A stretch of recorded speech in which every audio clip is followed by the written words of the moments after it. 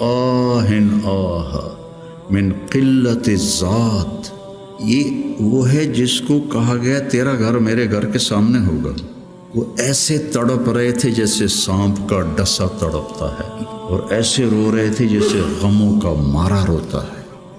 اور لو کان بعدی نبی لکان عمر، سارے مرید ایک شخص مراد، کتنے بڑے آدمی۔ تو موت کی آہٹ محسوس کی تو عبداللہ بن عمر نے گود میں سر رکھا ہوا تھا، کہنے لگے عبداللہ میرا سر زمین پہ ڈال دے۔ انہوں نے سر زمین پہ رکھ دیا تو اپنا چہرہ زمین ایسے رگڑنا شروع کیا، ایسے ویل لک یا عمر ان لم یغفر لک ربک، یہ کہنا شروع کیا، ویل لک یا عمر ان لم یغفر لک ربک، ویل لک یا عمر، ویل لک ولامک یا عمر ان لم یغفر لک ربک۔ یہ کہتے کہتے جان نکل گئی۔ تو حضرت عائشہ روئے جا رہی تھی اور ان کی بڑی چادر آنسوں سے بھیگ چکی تھی، ساری چادر۔ جب وہ آئے تو کہنے لگے اماں جان آپ کیوں رو رہی؟ آپ کے اور نبی کی ملاقات میں صرف اتنی دیر ہے کہ یہ جان نکلے اور آپ اللہ کے رسول کے پاس پہنچ جائیں۔ کہنے لگے عبداللہ مجھے دھوکہ نہ دے، کاش میری ماں نے مجھے جنا ہی نہ ہوتا۔ اپنی ذات کو نہ بھولو، اپنی ذات کو سامنے رکھو گے تو آپ ترقی کرو گے، اپنی ذات کو بھلا دو گے اور عیب پکڑتے پکڑتے، کمیاں پکڑتے پکڑتے آپ کو اپنا آپ بھول جائے گا۔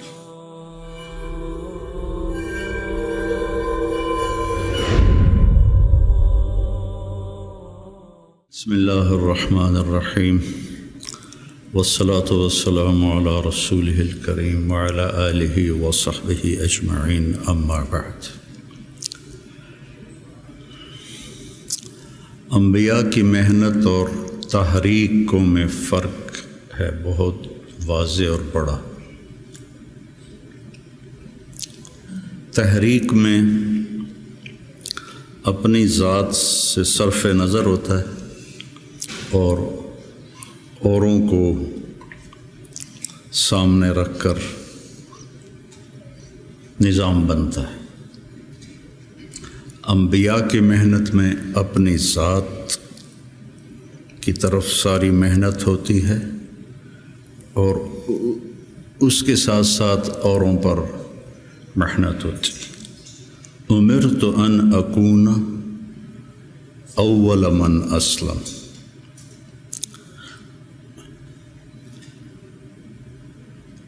وَأُمِرْتُ أَنْ أَعْبُدَ اللَّهَ مُخْلِصًا لَهُ دِينِي، مُخْلِصًا لَهُ دِينِي۔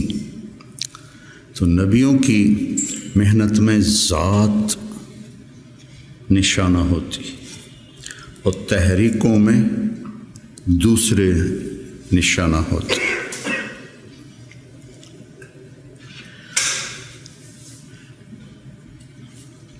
اس سے اپنی ذات بنتی ہے۔ آپ لوگ چونکہ پڑھانے کے ساتھ لگے ہوئے ہیں تو آپ کے سامنے فلاں لڑکا یہ کر رہا ہے، فلاں یہ کر رہا ہے، اس کا یہ مسئلہ ہے، اس کا یہ مسئلہ ہے، اس کے لیے کیا کرنا ہے، اس کے لیے کیا کرنا ہے، تو اپنا آپ یاد نہیں رہتا اور معاملہ تو میرے ساتھ ہونا ہے کہ مجھ سے میرے اللہ نے پوچھنا ہے، یا ابن آدم اعطیتک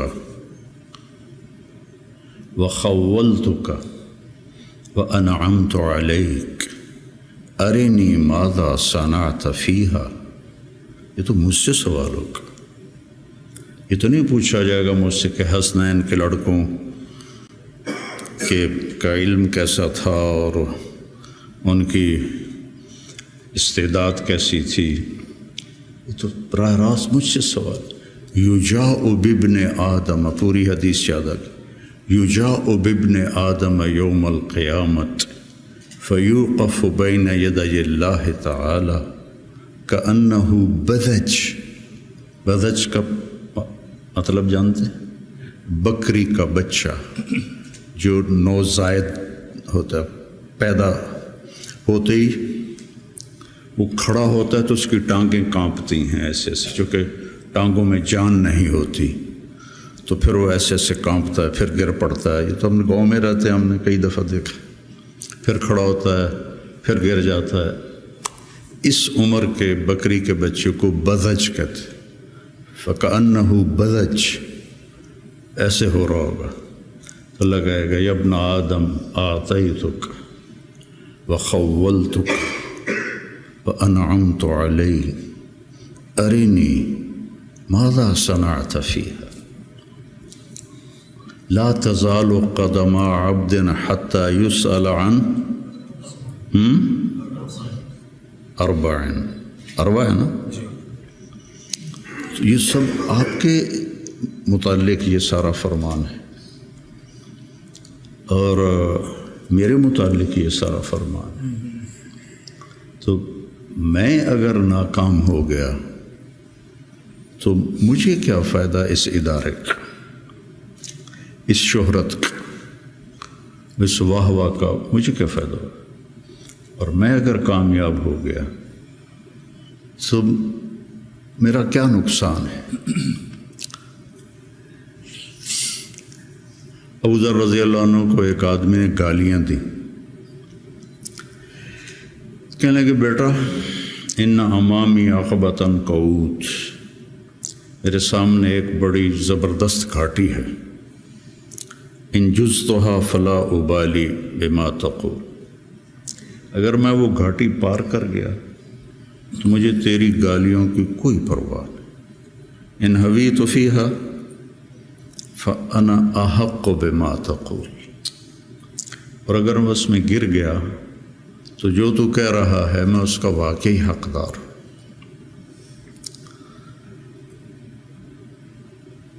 تو انبیاء کی محنت اور اللہ تعالیٰ کا جو یا ایہا الانسان، ایک ایک کو اللہ مخاطب ہو کے کہہ رہا ہے یا ایہا الانسان، یا ایہا المسلم نہیں کہا، المومن نہیں کہا، یا ایہا الانسان۔ پھر آگے گلا ہے ما غرک بربک الکریم، وہ میرا بندہ تو اپنے رب سے ہی دو نمبری کر گیا، الذی خلقک فسواک فعدلک سبحانہ فی ای صورت ما شاء رکبک، یا ایہا الانسان یعنی یا طارق جمیل ما غرک بربک الکریم،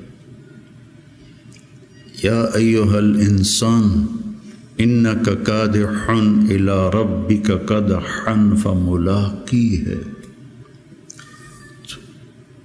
میں کتنا آگے جا رہا ہوں۔ مولانا الیاس صاحب رحمۃ اللہ علیہ کی بات سنی مولانا سعید خان صاحب رحمۃ اللہ علیہ سے کہ مجھے دو خطرے ہیں اپنے کام کرنے والوں سے، کہ جب کہ کام کی ترقی کو اپنی ترقی سمجھنے لگ جائیں گے،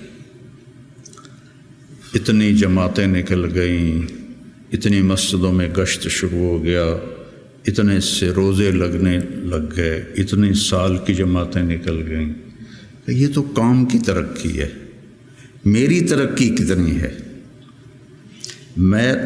میرا اللہ سے، میری ترقی کا کیا مطلب ہے کہ میں اللہ سے کتنا جڑا ہوں۔ فَاعْلَمْ أَنَّهُ لَا إِلَهَ إِلَّا اللَّهُ، سب سے پہلا علم ہی لا الہ الا اللہ، اور فا کا لفظ آیا ہے، واو نہیں ہے، وعلم، فَاعْلَمْ، فا علی الفور کے لیے ہوتی ہے، فا حملتہ فانتبذت فاجاءها المخاض، فا فا فا، سمجھ رہے؟ تمہاری عربی مجھ سے اچھی ہے، میں تو کو ٹوٹ کے یاد ہے نا۔ فحملتہ فوراً حمل، فانتبذت بہ مکانا قصیا، فوراً دوڑ کے دور گئی، فَأَجَاءَهَا الْمَخَاضُ، فوراً درد ذیل ہوا اور بچہ پیدا ہو گیا۔ فَعْلَمْ، سب سے پہلا، سب سے علی الفور ہے اللہ کو پہچان، اپنے اللہ کو پہچان۔ عبد الرحمن ابن عوف نے آ کر کہا ابو بکر رضی اللہ عنہ سے، اللہ کو کیا جواب دو گے جو تو عمر کو خلیفہ بنا کے جا رہے، جو اتنا شدید ہے اور سخت ہے؟ آپ نے کہا انا اعلم بربی منک، میں تم سے زیادہ اپنے رب کو جانتا۔ سبحان اللہ، انا اعلم بربی منک۔ وہ جو 3 لوگوں نے کہا تھا میں شادی نہیں کروں گا، میں رات نہیں سوؤں گا، اور میں روزہ نہیں چھوڑوں گا، تو ان سے آپ نے کہا انا اعلم بربی منکم۔ تو میرے عزیزو، علم کی منتہا ہے اللہ۔ یا ابن آدم اطلبنی تجدنی، وعدہ ہے، فإن وجدتنی وجدت كل شيء وإن فتنی فاتک كل شيء وأنا خیر لک من كل شيء۔ پھر بڑے لوگوں سے تعلق بنانا پڑتا ہے اور پہل اپنی طرف سے کرنی پڑتی ہے، اور کبھی خوشامد کرنی ہوتی ہے، کبھی ہدیے دینے ہوتے ہیں، کبھی جھوٹی سچی ان کی تعریفیں کرنی پڑتی ہیں۔ اور یہاں سب سے عظیم، سب سے بڑا پہل کر چکا ہے۔ عجب بات جو کہ غنی عن العالمین، فإن تکفروا فإن اللہ غنی عن العالمین۔ اور جو اتنا بڑا ہو، جس کو کسی کی بھی ضرورت نہیں، اتقى قلب رجل واحد ما زاد فی ملکی شیئا، افجر قلب رجل ما نقص فی ملکی شیئا، لن تبلغوا ضری فتضرونی ولن تبلغوا نفعی فتنفعونی۔ تو اتنا عظیم ہو کر کہتا ہے یا ابن آدم انی لک محب۔ یا ابن آدم، کافر مسلم سب شریک۔ وَلَقَدْ كَرَّمْنَا بَنِي آدم، انسان بطور انسان اللہ نے عزت والا بنائے۔ انی لک محب فبحقی علیک کن لی محبا۔ اتنی بڑی بات یہ میرے آپ جیسے گندے انسانوں کے لیے۔ یا ابن آدم اذکرک وتنسانی، کیا گلہ ہے، وَأَسْتَتِرُكَ وَلَا تَخْشَى، أَتَحَبَّبُ إِلَيْكَ بِالنِّعَمِ وَتَتَبَغَّضُ إِلَيَّ بِالْمَعَاصِي، شَرُّكَ إِلَيَّ صَاعِدٌ وَخَيْرِي إِلَيْكَ نَازِلٌ، مَعَ ذَلِكَ إِن سَأَلْتَنِي أَعْطَيْتُكَ وَإِنِ اسْتَغْفَرْتَنِي غَفَرْتُ لَكَ۔ اتنا بڑا شہنشاہ، اطت السماء وحق لها ان تئط، آسمان چرچراتا ہے، جیسے کرسی پر کوئی موٹا آدمی بیٹھ جائے تو چوں چوں کی آواز آتی، آسمان چوں چوں کرتا ہے کہ ما فیہا موضع اربعۃ اصابع الا وملک واضع جبہتہ ساجدا للہ۔ اتنی جگہ بھی خالی نہیں ہے، فرشتوں کی پیشانیاں سجدے میں گری پڑی۔ اتنی عظیم ذات ہو کر وہ کہے اذکرک وتنسانی، اور اتنی عظیم ذات ہو کر کہے انی لک محب۔ محبت ہی تو انبیاء بھیجے، محبت ہے تو توبہ کے دروازے کھلے رکھے۔ تو میرے عزیزو، یہ درس و تدریس کی محنت، تصوف کی محنت، تبلیغ کی محنت، یہ اپنے آپ کو بنانا پہلے ہوتا ہے۔ جب 3 چلے میں لگائے 1971 میں، تو ہم ہدایات میں پہلا بول ہوتا تھا، بھائی ہم اپنی اصلاح کے لیے نکلے، ہم سیکھنے کے لیے نکلے۔ یہ اور تاثر پیدا، لفظ تو جادو ہے، ان من البیان لسحرا، جادو الفاظ ہی ہوتے، کوئی وہ تیر تفنگ تو نہیں ہوتا، الفاظ ہوتے۔ تو الفاظ میں تاثیر ہے۔ بھائی ہم سیکھنے کے لیے نکلے، ہم دین سیکھنے کے لیے نکلے، یا آپ کے اندر تواضع پیدا کرے گا۔ ہم بھیجے گئے ہیں، یا آپ کے اندر بڑائی پیدا کرے گا۔ بھیجے گئے ہیں، اخریت للناس قرآن میں ہے۔ اور تبلیغ کی برکت سے آج تم سب میں یہاں بیٹھا ہوں، یہ تبلیغ کی برکت۔ شیخ رمضی جیسا تمہیں ہیرا ملا ہے، یہ تبلیغ کی برکت۔ 16 سال کی عمر میں آیا تھا، 3 چلے سے میرے 100 اربوں کی تشکیل کیا کرتا تھا۔ 83-84 کی بات ہے یہ، اس نے 3 چلے لگائے، اور آج اللہ نے اس کو کان مملوکی فاضحا مالکی والا قصہ ہو گیا ہے۔ ان ھذا من اعاجیب الزمن۔ تو میرا اللہ سے کیا رابطہ ہے، اس کے لیے پیمانہ آپ کا اندر ہے، آپ کا دل ہے۔ میں نہیں پہچان سکتا، کوئی اور نہیں پہچان سکتا۔ مسروق ابن اجدع فرماتے ہیں رحمہ اللہ کہ صحبت 70 نبی صحابیہ، کہ میں نے 70 صحابہ کی صحبت اٹھائی، سے مراد ہے کئی صحابہ۔ 70 کا لفظ عدد کے لیے نہیں ہوتا، کثرت کے لیے ہوتا ہے۔ تو میں نے ان سب کا علم 6 آدمیوں میں دیکھا: عمر بن خطاب، عبداللہ بن مسعود، علی بن ابی طالب مہاجرین میں سے، زید بن ثابت، معاذ بن جبل، ابی بن کعب انصار میں سے۔ پھر ان 6 کے ساتھ میں رہا تو میں نے 6 کا علم 2 میں دیکھا: عبداللہ بن مسعود، علی بن ابی طالب۔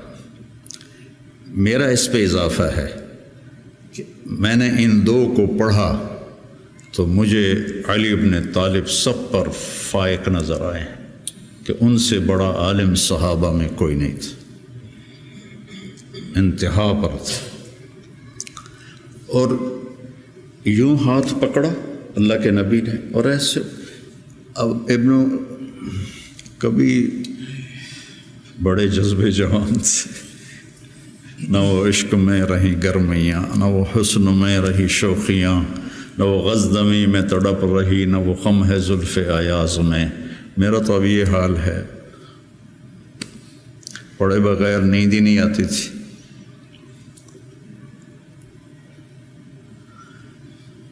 سب سے زیادہ حضرت علی کے فضائل ہیں، سب سے زیادہ مرتبہ وہی ہے جو اہل السنت والجماعت کا ہے، لیکن آپ پڑھیں البدایہ والنہایہ، جب ترجمہ کا لفظ آتے ہیں تو سب سے زیادہ حضرت علی رضی اللہ عنہ کے فضائل ہیں، اور یہ فضیلت ان کی بڑی بلند و بالا ہے۔ ایسے ہاتھ پکڑ کے یہاں لگایا: یا علی اطرت ان یکون منزلک مقابل منزلی فی الجنہ۔ حضرت فاطمہ کی وجہ سے نا، کتنا بڑا مقام ہے۔ اور زرار ابن زمرہ کنانی فرماتے ہیں: وَلَقَدْ رَأَيْتُهُ فِي بَعْضِ مَوَاقِفِهِ وَقَدْ أَرْخَى اللَّيْلُ سُدُولَهُ وَغَارَتْ نُجُومُهُ وَهُوَ قَائِمٌ فِي الْمِحْرَابِ يَتَمَلْمَلُ تَمَلْمُلَ السَّلِيمِ۔ سانپ کا ڈسا ہوا تململ السلیم، وہ ایسے تڑپ رہے تھے جیسے سانپ کا ڈسا تڑپتا ہے، وَيَبْكِي بُكَاءَ الْحَزِينِ، اور ایسے رو رہے تھے جیسے غموں کا مارا روتا ہے۔ یہ وہ ہے جس کو کہا گیا تیرا گھر میرے گھر کے سامنے ہوگا۔ وَيَقُولُ لِلدُّنْيَا إِلَيَّ تَغَرَّرْتِ، مجھے دھوکہ دینے آئی ہے، إِلَيَّ تَشَوَّقْتِ، میرے شوق میں آئی ہے، إِلَيَّ تَشَوَّفْتِ، مجھے جھانکیاں ڈالتی ہے، ہیہات ہیہات غرری غیری قد بتتک ثلاث عمرک قصیر ومجلسک حقیر وخطرک یسیر۔ یہ جملہ اگلا سنانا تھا، آہن آہ من قلت الذات وبعد السفر ووحشت الطریق۔ اللہ اکبر، کون شخص یہ کہہ رہا ہے؟ قلت الذات، نبی کے گھر کے سامنے گھر قلت الذات سے ہو سکتا؟ بعد السفر ووحشت الطریق، اللہ اکبر۔ اور علم ایسے تھا کہ یتفجر العلم من جوانبہ وتنطق الحکمت من نواحیہ۔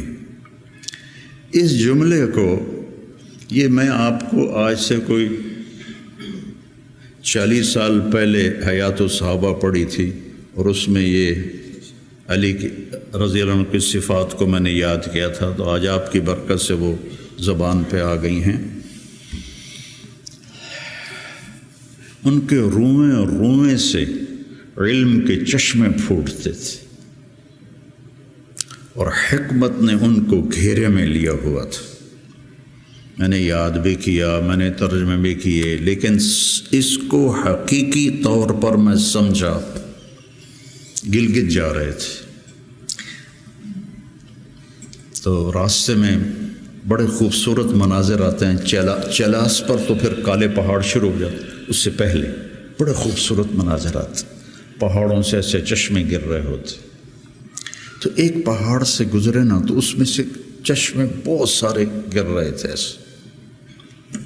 تو ایک دم مجھے یہ جملہ سمجھ میں آیا کہ میں نے گاڑی رکوا لی، میں نے کہا یار وکھن دو، میں ان کو ایسے دیکھ رہا تم یتفجر العلم من جوانبہ، پہاڑ کے پتھروں سے چشمے نکل رہے تھے 15-20، تو انہوں نے پورے پہاڑ کو خوبصورت بنا دیا تھا۔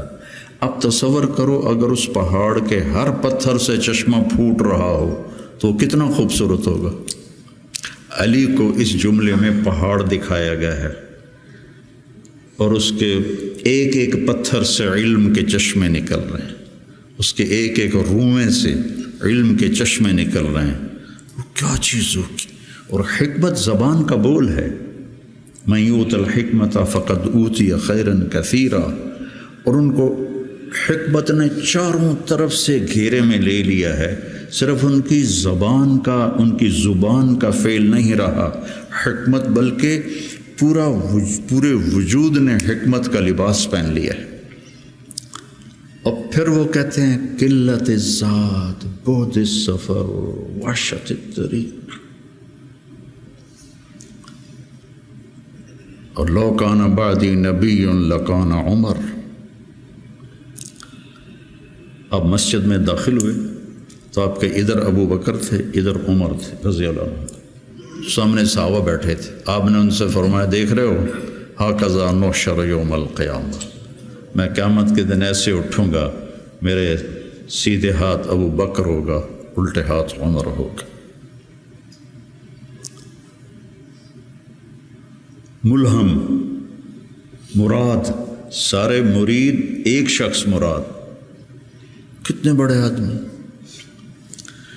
تو صحابہ نے مشورہ کیا کہ فتوحات ہو گئی ہیں، کیسر اور کسریٰ کے خزانے مدینے میں آ گئے ہیں، اور عمر کا وہی حال ہے، وہی مجاہدہ ہے، وہی مشقت ہے، تو اب اسے نرم روٹی کھانی چاہیے۔ حضرت عمر کی روٹی کوئی کھا نہیں سکتا تھا، اٹک جاتی تھی گلے میں، اتنی سخت ہوتی تھی۔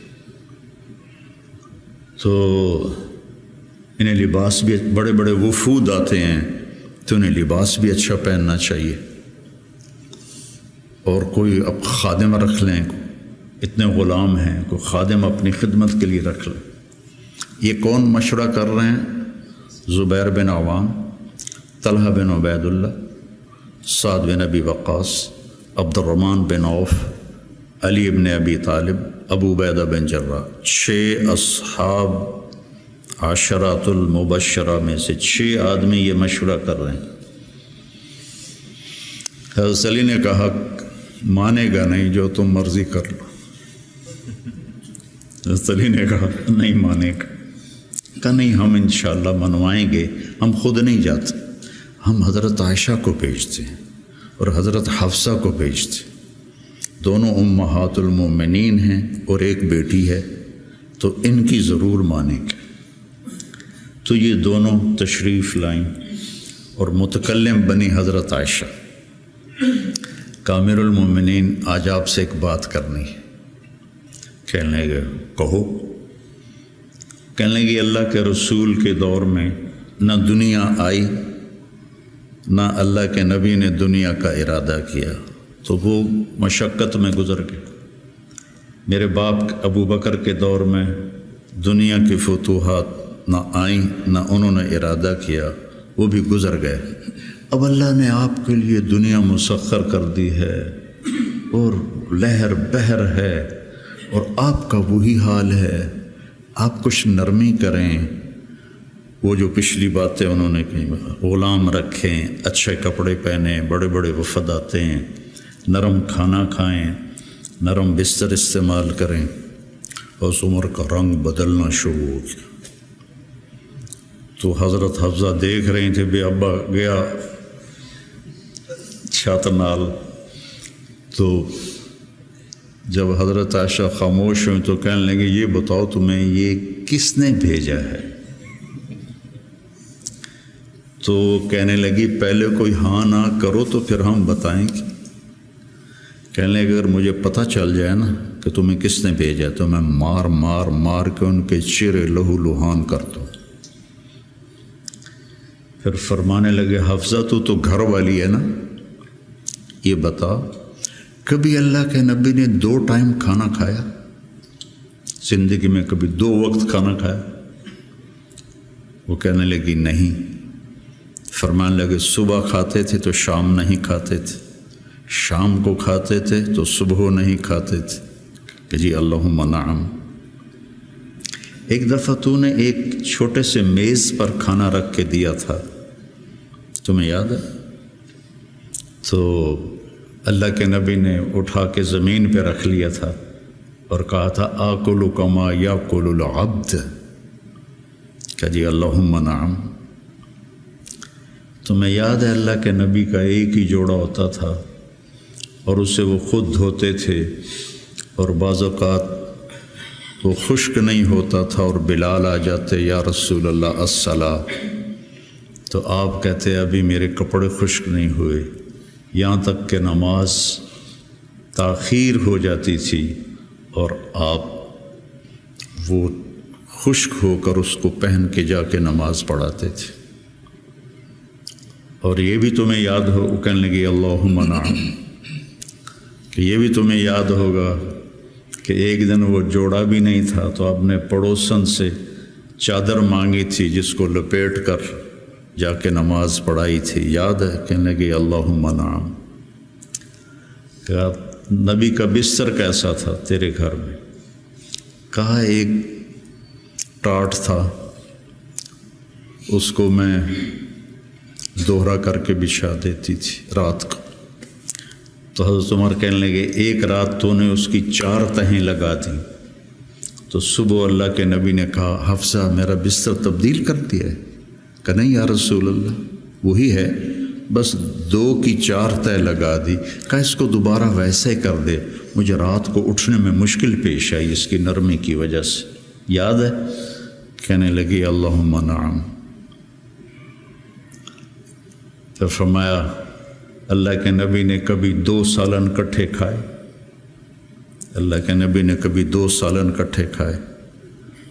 کہنے لگی نہیں، کوئی نہیں کھائے۔ تو حضرت عمر رونے لگے، فرمایا کہ جنہوں نے تمہیں بھیجا ہے نا، انہیں جا کر کہو کہ 3 دوست تھے سفر میں، تو ایک آگے بڑھ گیا اور منزل پر پہنچ گیا، اللہ کے نبی، پھر دوسرا چلا اور وہ منزل پر پہنچ گیا، ابو بکر، اب تیسرا راستے میں ہے، ان کے راستے پر رہے گا تو پہنچے گا ورنہ بھٹک جائے گا۔ والذی نفسی بیدہ، اس رب کی قسم جس کے قبضے میں میری جان ہے، میں اپنے آپ کو اسی حال پہ رکھوں گا حتی تلحق روحی باللہ، یہاں تک کہ میں اپنے رب کے ساتھ جا کے مل جاؤں۔ جن کو اپنی ذات کی طرف نبی کی محنت متوجہ کرتی، تحریکیں اوروں کی طرف متوجہ کرتی، اور انبیاء کی محنت، یا قوم اعبدوا اللہ ما لکم من الہ غیر،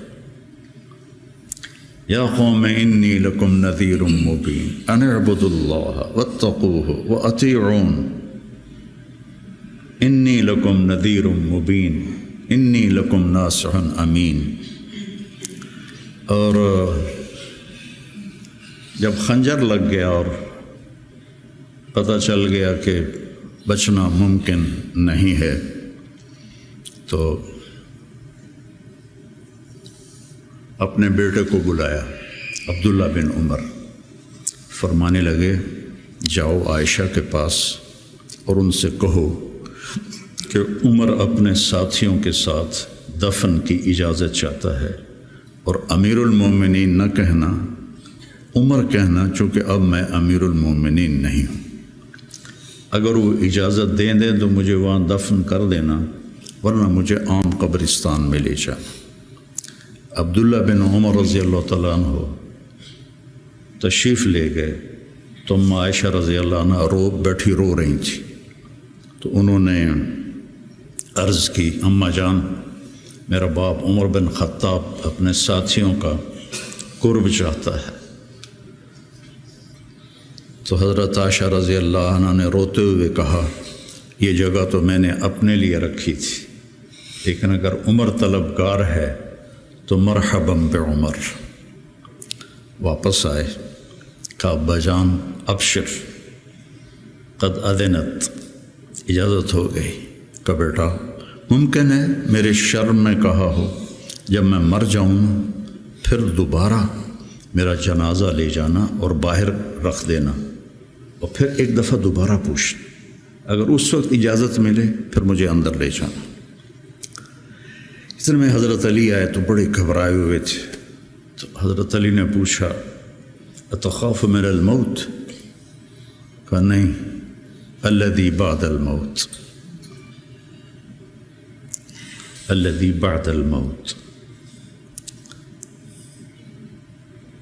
جس ہستی نے 22 لاکھ مربع میل میں اسلام پھیلایا، تو کہنے لگے ڈرو نہیں، میں نے کئی دفعہ سنا کہ اللہ کے نبی نے کہا خرج تو انا و ابو بکر و عمر، دخل تو انا و ابو بکر و عمر، جی تو انا و ابو بکر و عمر و سیدہ کہول اہل الجنہ ابو بکر و عمر۔ کہ میں نے کئی دفعہ سنا، حضرت حسن بھی ساتھ۔ تو کہنے لگے قیامت کے دن گواہی دو گے میری؟ کہا میں بھی دوں گا، حسن بھی دے گا، میں بھی دوں گا، حسن بھی دے گا۔ تو حضرت علی چلے گئے، تو موت کی آہٹ محسوس کی، تو عبداللہ بن عمر نے گود میں سر رکھا ہوا تھا، کہنے لگے عبداللہ میرا سر زمین پر ڈال دے۔ انہوں نے پنڈلی پہ رکھ لیا، وَيْحَكَ، سنتے نہیں ہو میں نے کیا کہا، مجھے زمین پہ ڈال دیا، انہوں نے سر زمین پہ رکھ دیا تو اپنا چہرہ زمین میں ایسے رگڑنا شروع کیا، ایسے ویل لک یا عمر ان لم یغفر لک ربک، یہ کہنا شروع کیا، ویل لک یا عمر ان لم یغفر لک ربک، ویل لک یا عمر، ویل لک ولامک یا عمر ان لم یغفر لک ربک، یہ کہتے کہتے جان نکل گئی۔ اور لوگ اکٹھے ہوئے تو حضرت عبداللہ ابن عباس کہتے ہیں کہ کسی نے میرے کندھے پہ ہاتھ رکھا تو میں نے مڑ کے دیکھا تو علی تھے، رو رہے تھے، کہہ رہے تھے کہ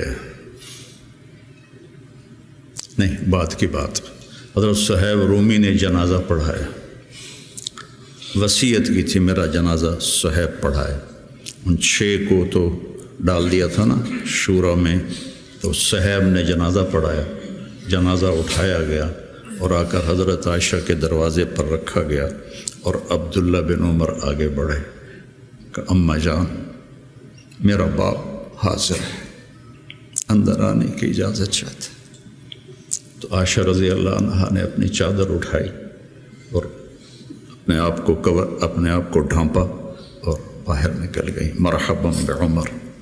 تو جب آپ کی تدفین ہو رہی تھی تو عبداللہ بن عباس نے کہا کہ میرے کندھے پر کسی نے ہاتھ مارا، تو میں نے دیکھا تو علی رضی اللہ عنہ رو رہے تھے، کہہ رہے تھے عمر مجھے پتہ تھا تیرے سوا یہاں اور کوئی نہیں آ سکتا، تیرے سوا یہاں اور کوئی نہیں آ سکتا، مجھے پتہ تھا تو یہیں آئے گا۔ علم کا یہ منتہا ہے، اس کو اگر ہم اپنی آپ ذات کو بیچ میں سے نکال دیں گے تو ہم گرنا شروع ہو جائیں گے۔ تجھے کیوں فکر ہے اے گل دلے صد چاک بلبل کی، تو اپنے پیرہن کے چاک تو پہلے رفو کر لے۔ عائشہ رضی اللہ عنہ موت کی سکرات میں تھی، تو عبداللہ ابن عباس رضی اللہ عنہ نے آنے کی اجازت چاہی، تو جنگ جمل کے بعد سے بول چال بند تھی، کیونکہ عبداللہ ابن عباس حضرت علی کی طرف سے لڑے تھے باقاعدہ، تو آپ کے پاس عبداللہ بن زبیر اور مسور بن مخرمہ رضی اللہ عنہ بیٹھے ہوئے تھے، تو حضرت عائشہ رضی اللہ عنہ خاموش ہو گئیں، اتنا اثر تھا اس بات کا۔ تو ان کا حبر الامہ ہے اور ابن عم الرسول ہیں، اجازت دے دیں۔ تو حضرت عائشہ روئے جا رہی تھی اور ان کی بڑی چادر آنسوں سے بھیگ چکی تھی، ساری چادر۔ جب وہ آئے تو کہنے لگے اماں جان آپ کیوں رو رہی ہیں؟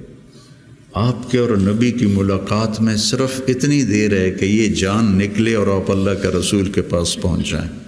کہنے لگے عبداللہ مجھے دھوکہ نہ دے، کاش میری ماں نے مجھے جنا ہی نہ ہوتا، مجھے بہلاوا نہ دے، مجھے دھوکہ نہ دے۔ اور اللہ کے نبی نے کہا تھا یا عائشہ انہو لیہون علی الموت ان اریت کی زوجتی فی الجنہ، عائشہ مجھے مرنا آسان ہو گیا ہے کہ مجھے پتہ چلا ہے تو جنت میں میری بیوی ہے۔ اور وہ رو رہی تھی۔ تو میرے عزیزو اپنی ذات کو نہ بھولو، اپنی ذات کو سامنے رکھو گے تو آپ ترقی کرو گے، اپنی ذات کو بھلا دو گے اور عیب پکڑتے پکڑتے، کمیاں پکڑتے پکڑتے آپ کو اپنا آپ بھول جائے گا۔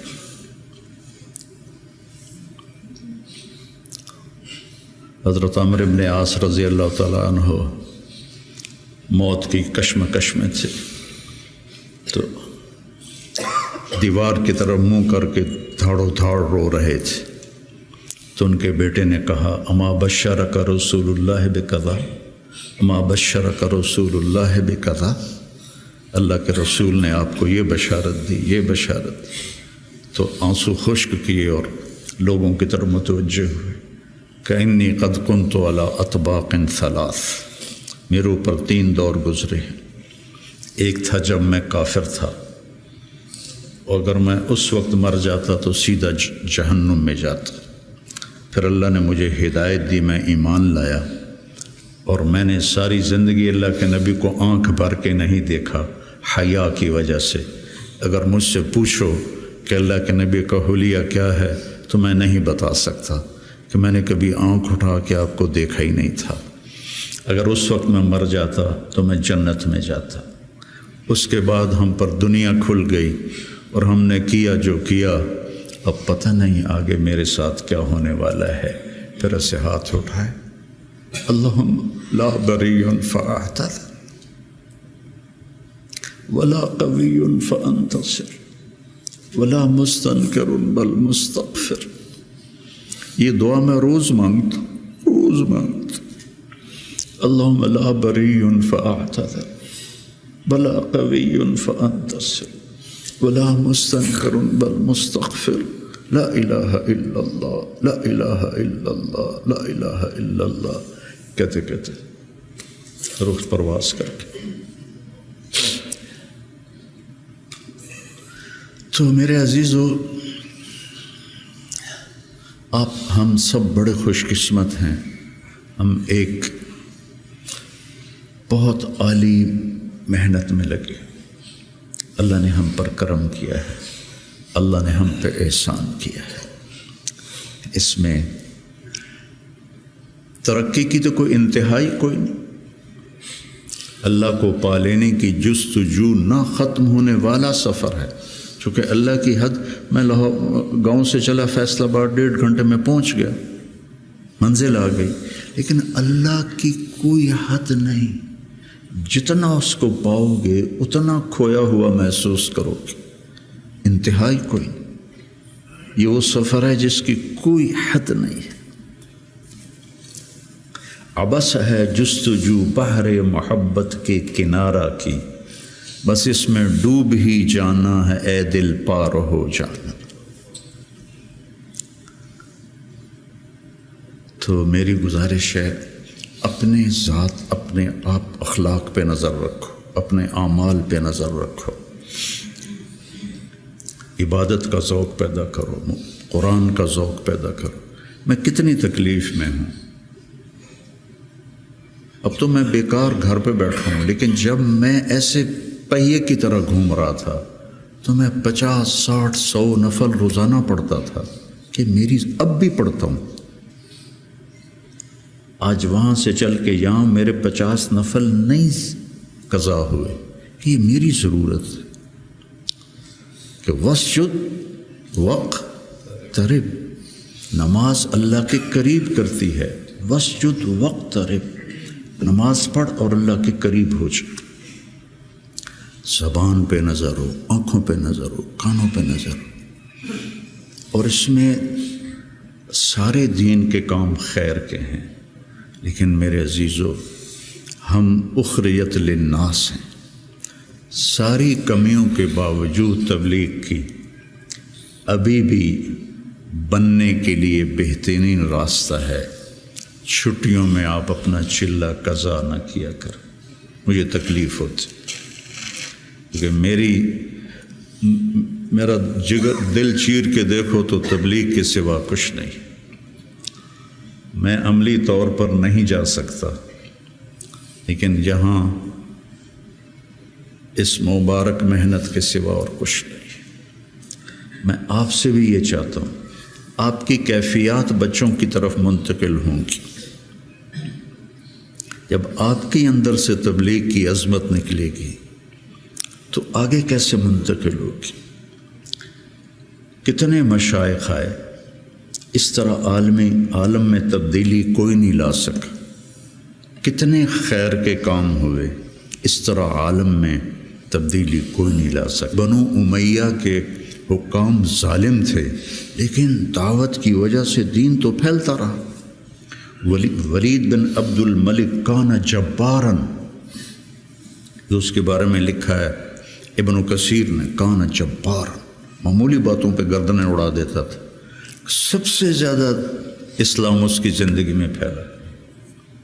اور یزید بن معاویہ رضی اللہ تعالیٰ، اس کے زمانے میں شمالی افریقہ فتح ہوا ہے۔ عقبہ ابن نافع رضی اللہ تعالیٰ عنہ نے الجزائر کو فتح کیا اور مراکش کو فتح کیا۔ تونس حضرت عثمان کے زمانے میں فتح ہو گیا تھا۔ عبداللہ بن ابی سرح رضی اللہ تعالیٰ عنہ نے تونس کو فتح کیا تھا۔